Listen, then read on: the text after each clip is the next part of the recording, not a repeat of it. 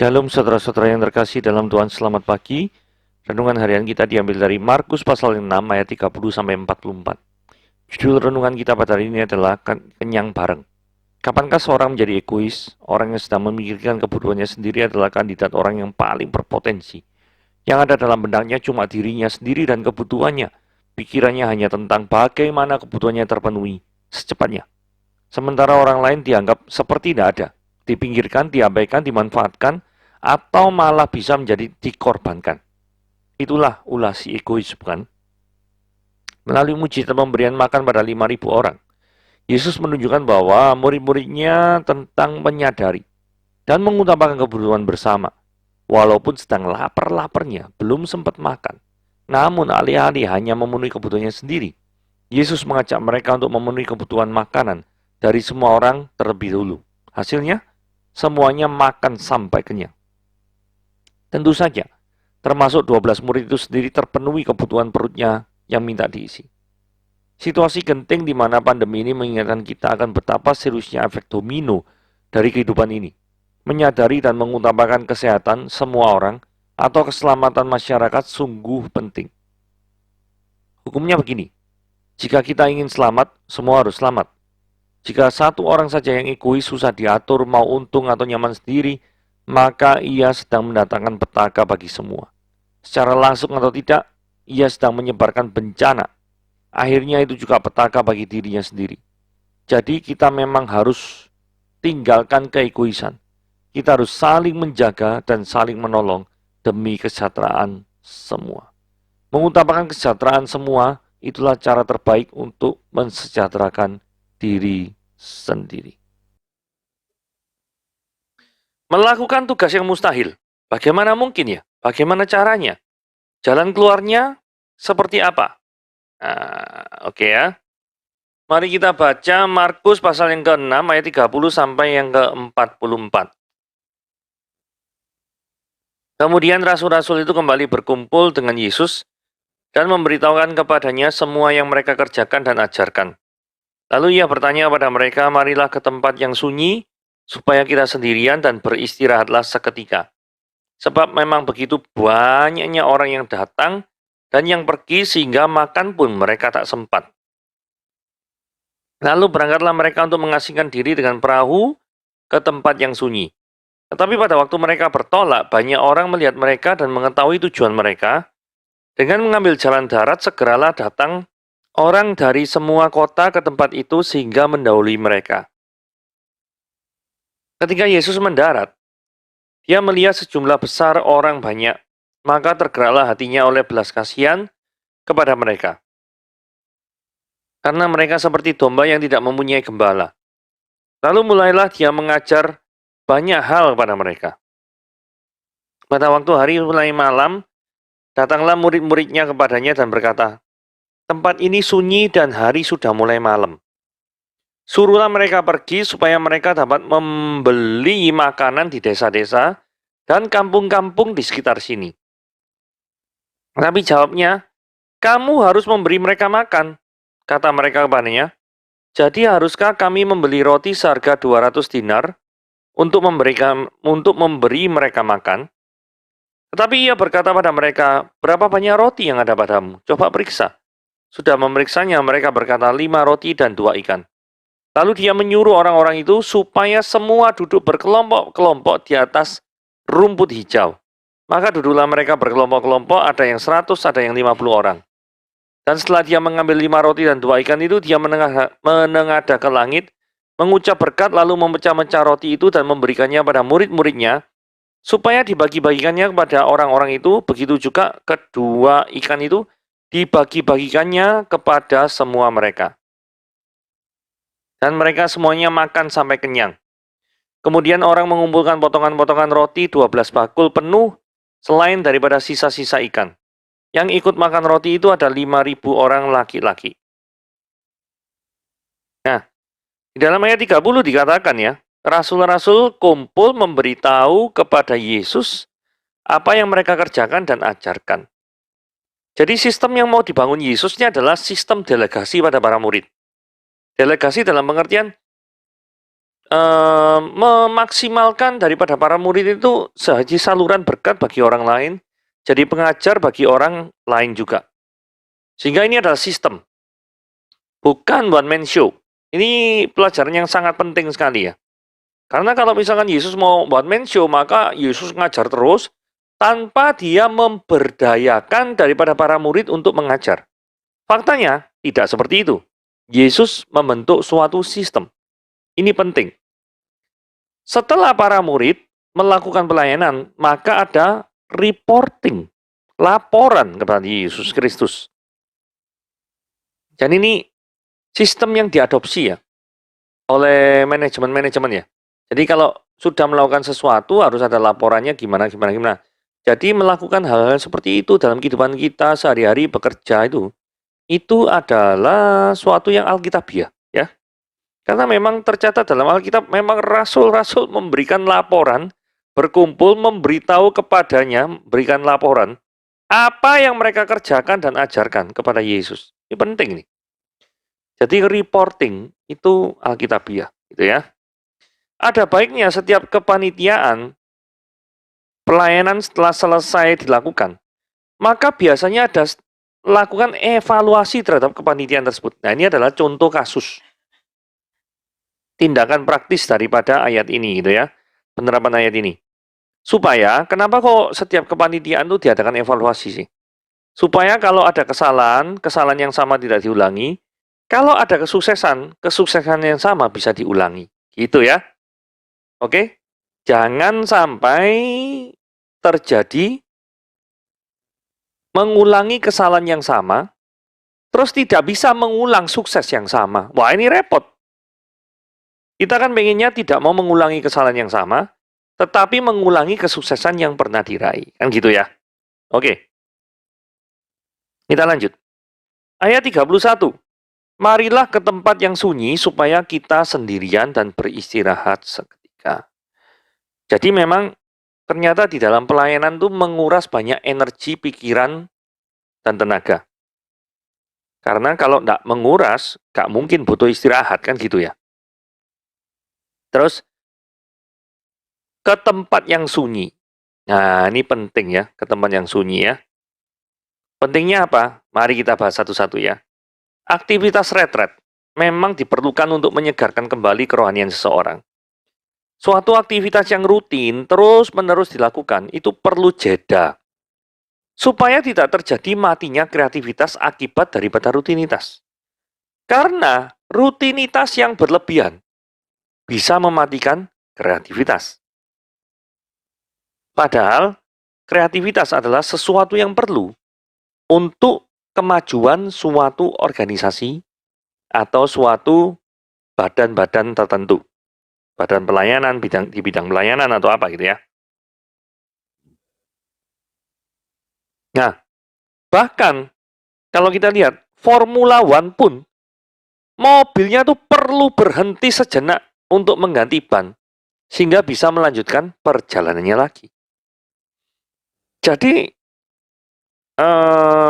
suatu kehidupan kalau dipacu terus ya, tanpa adanya suatu retret atau suatu aktivitas yang berhenti sejenak dari aktivitas sehari-hari, itu bisa berbahaya. Nah, firman Tuhan juga ngomong tempatnya itu tempat yang sunyi. Itu sebabnya kenapa biasanya tempat retret itu bernuansa gunung gitu ya, jauh daripada keramaian gitu ya.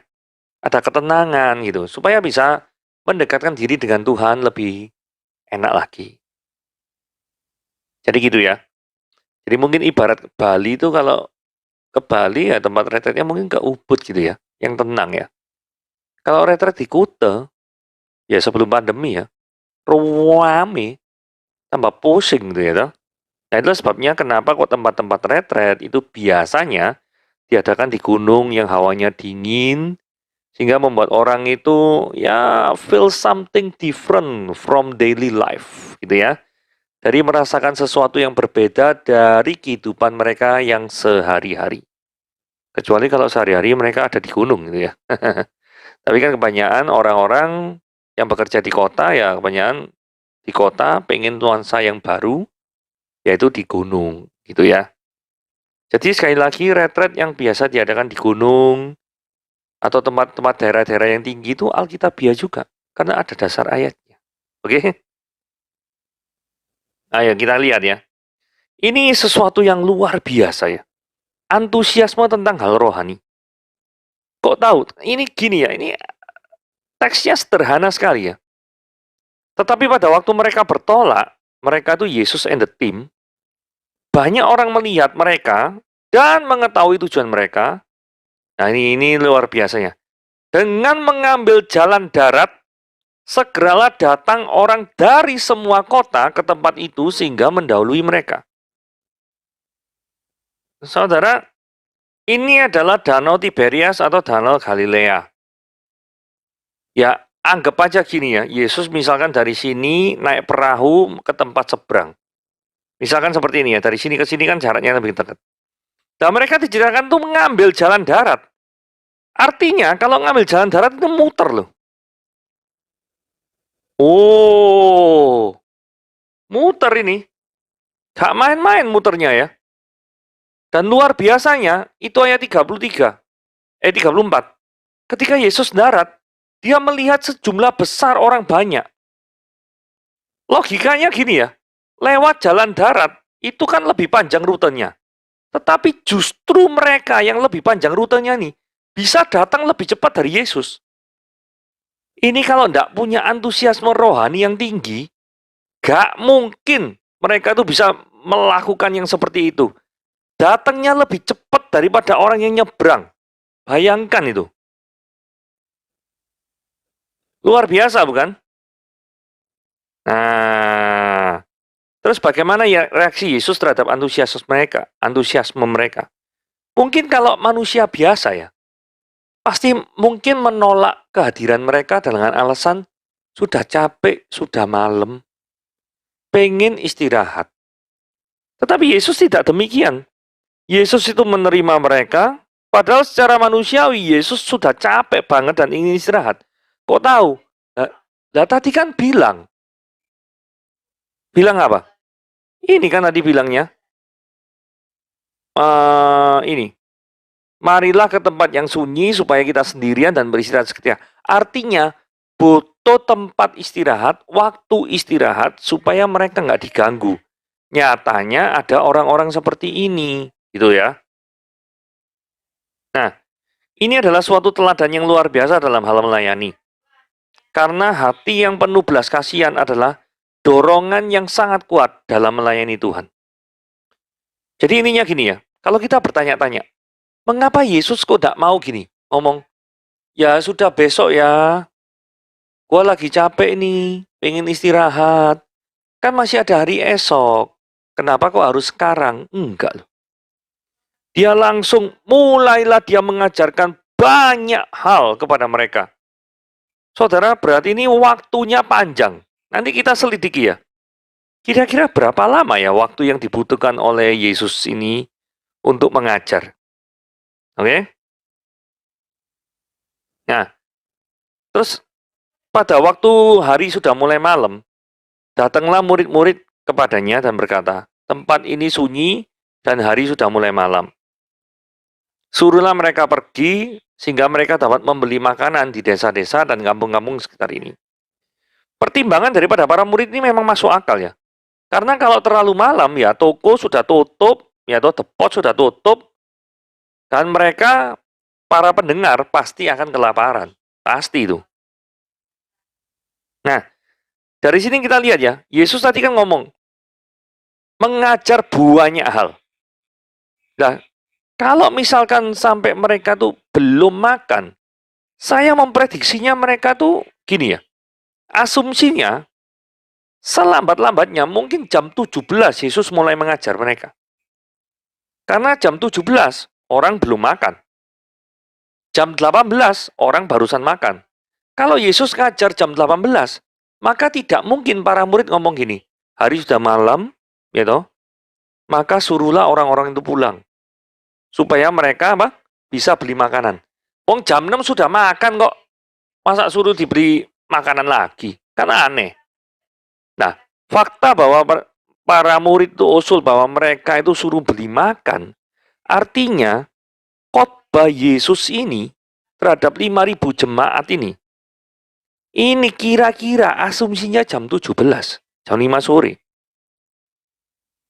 Selesainya kurang lebih 3 atau 4 jam, jam 8 atau jam 9 malam.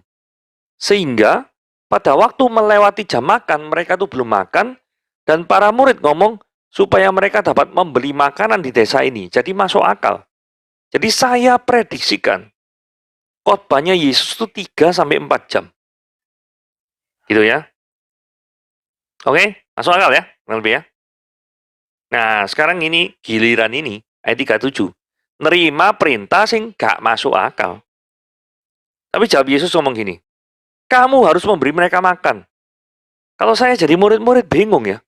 Ini maksudnya gimana gitu loh. Sudah badan ini capek semua, pengen istirahat, terus didatangi orang buahnya ini, disuruh memberi makan. Beri makan tuh caranya bagaimana? Sampai-sampai mereka tuh jawabannya kalau menurut saya itu agak sinis ya. Jadi haruskah kami membeli roti seharga 200 dinar untuk memberi mereka makan? Ngomong gitu. Murid-murid ini sebenarnya bingung dengan jawaban Tuhan Yesus. Nah, 200 dinar tuh upah 200 hari kerja ya. Satu hari kerja di Indonesia tuh 150.000 lah, anggapannya gitu ya. Dikali 200. 200 dinar kan? 200 hari kerja kan? Itu ekuivalen dengan 30 juta. Nah, yang ikut makan di sana kan 5.000 laki-laki, belum terhitung perempuan. Anggapannya perempuan itu 50% dari jumlah laki-laki, berarti 2.500. Jadi total perempuan dan orang laki-laki adalah 7.500. Seandainya saja seperti itu ya. 30 juta dibagi 7.500 itu 4.000 rupiah. Jadi harga roti ini itu 4.000. Ya masuk akal lah ya. Harga roti sekarang yang 4 ribuan kan ya ada. Bahkan kalau ini cuma dibagi 5.000, ya cuma harga rotinya 6.000 rupiah. Jadi sebenarnya kalau kita lihat, jawaban para murid ini jawaban putus asa. Karena apa? Mereka pikir, Tuhan, kita tidak punya uang. 200 dinar tuh gimana caranya?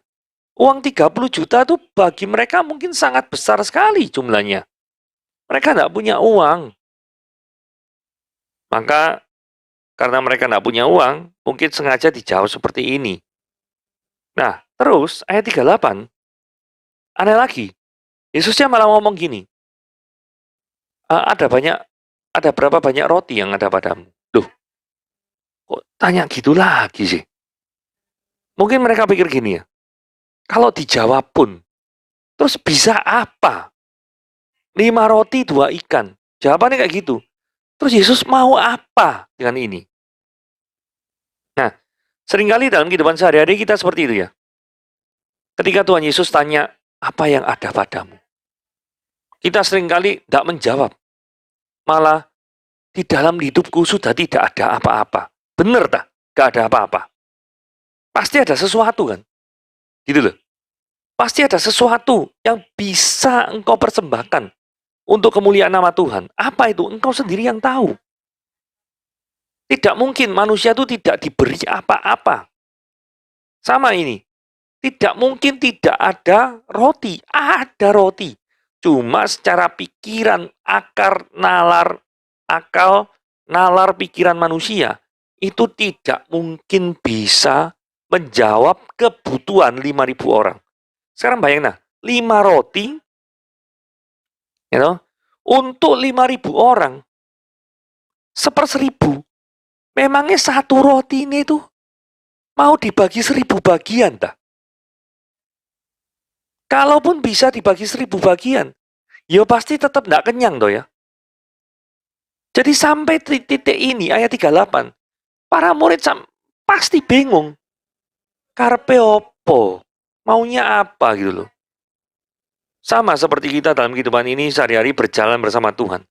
Terkadang kita dihadapkan dengan suatu kenyataan yang kita sampai berpikir, Tuhan, maumu tuh apa sih? Gua gak ngerti. Maumu tuh apa? Sama seperti yang dilakukan oleh para murid ini. Tuhan, maumu apa dengan 5 roti 2 ikan? Gua gak ngerti. Memberi makan 5.000 orang dengan 5 roti. Maksudnya apa? Banyak ya, kita ngalami juga seperti itu ya. Nah, ayat 41 ini tidak disangka-sangka ya. Dia ambil 5 roti itu dan 2 ikan itu, dia menengadah ke langit, mengucap berkat, lalu pecah-pecah roti itu sampai tidak habis-habis ya.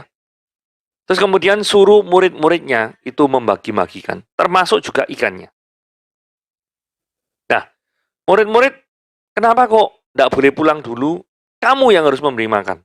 Yesus kan jawab seperti itu. Karena murid-murid harus dilibatkan dalam pelayanan ini. Supaya mereka tuh ngerti dan merasakan keajaiban penyertaan Tuhan di masa-masa yang sulit. Itulah pelajaran yang penting. Jadi ketika masa sulit melanda hidupmu, apa yang engkau lakukan? Apa yang engkau lakukan ketika masa sulit melanda hidupmu? Apakah engkau datang kepada Tuhan? Atau engkau dalam kebingunganmu, itu tidak datang kepada Tuhan? Dalam hal ini murid-murid mungkin bingung. Tidak ngerti maksudnya Tuhan apa. Tetapi sepanjang Tuhan itu ngomong apa, murid-murid taati tuh. Ya toh? Tuhan Yesus tanya, berapa roti yang ada padamu? Apa yang ada padamu? Dijawab, 5 roti 2 ikan. Setidaknya ada respon. Tapi ada banyak orang di sini, ketika Tuhan tanya, malah kita ngelawan, Tuhan, nggak usah tanya-tanya gitulah. Karena jawaban atas pertanyaan itu, nggak ada gunanya bagi hidupku. Wah, misalnya seperti itu ya. Sama seperti ini. Jawaban 5 roti 2 ikan memangnya ada gunanya. Memangnya menjawab kebutuhan kamu yang harus memberi makan gitu. Sebelum Tuhan Yesus bertindak dengan cara yang ajaib, mereka sangat kebingungan dengan cara kerja Yesus. Nah, sebelum Tuhan bertindak dengan cara yang luar biasa, memberikan solusi yang hebat bagi setiap kita, maka kita seringkali kebingungan. Jadi, nantikanlah bagaimana Tuhan itu bekerja dengan cara yang luar biasa untuk membebaskan kita dari segala macam kesulitan yang ada. Nah, ini adalah sebuah kelimpahan di tengah kemustahilan. Kenapa kok seperti itu judulnya? Karena gini ya, Yesus bukan membagi satu roti itu jadi 1000 bagian sehingga kecil-kecil. Enggak loh. Ayat 42 dikatakan, dan mereka semuanya makan sampai kenyang. Jadi ini benar-benar mujizat. Ayat ini kelihatannya sederhana, tapi penting untuk menunjukkan bahwa mereka bukan makan remahan-remahan roti kecil, bukan. Tapi benar-benar roti, sampai sisa 12 bakul. Sampai sisa daripada ikan-ikannya. Luar biasa enggak ini? Menurut saya luar biasa sih. Sehingga seolah-olah murid-muridnya itu akan tercengang dan berkata, wow, you are so great. Engkau adalah luar biasa. Sehingga ketika Yesus mengatakan bahwa kamu yang harus memberikan makan, yang saat itu mereka pikir tidak mungkin, menjadi mungkin. Saudara, dengan kuasa Tuhan, dengan penyertaan Tuhan, apa yang tidak pernah engkau pikirkan, itu yang terjadi. Sesuai dengan kehendak Tuhan. Tidak pernah pikir solusinya ternyata seperti ini. Tapi terjadinya nyatanya juga seperti ini. Karena tangan Tuhan, tangan yang luar biasa. Nah, ini adalah jumlah orang yang antusias. Yang ikut makan itu adalah 5.000 orang laki-laki. Ayat ini penting sekali ya. Kenapa? Karena sebagai informasi, mengapa para murid waktu itu mengatakan, haruskah kami memberikan roti seharga 200 dinar untuk memberikan makan pada orang-orang yang berbondong-bondong mengikuti Yesus. Nah, kita mungkin berpikir ya, kalau nggak ada 5.000 orang informasi ini, kita kan berpikir gini, memberikan roti senilai 30 juta. Roti opo itu 30 juta? Jangan lupa, jumlah pendengar daripada Yesus itu setidaknya 5.000 orang laki-laki. Nah, ini penting sekali bagi kita ya. Anda antusias tak ketika mendengar firman Tuhan? Orang ini benar-benar antusias loh. Sampai menempuh jalan darat yang notabene lebih jauh daripada kalau lewat jalan laut. Tapi mereka tetap sampai lebih dulu. Menunjukkan bahwa Mereka itu bersemangat terhadap firman Tuhan. Tidak mempunyai keraguan terhadap firman Tuhan. Memiliki hati yang haus akan firman Tuhan. Apakah saudara memiliki hati yang haus akan firman Tuhan? Saudara sendiri yang bisa jawab pertanyaan itu. Tuhan Yesus memberkati.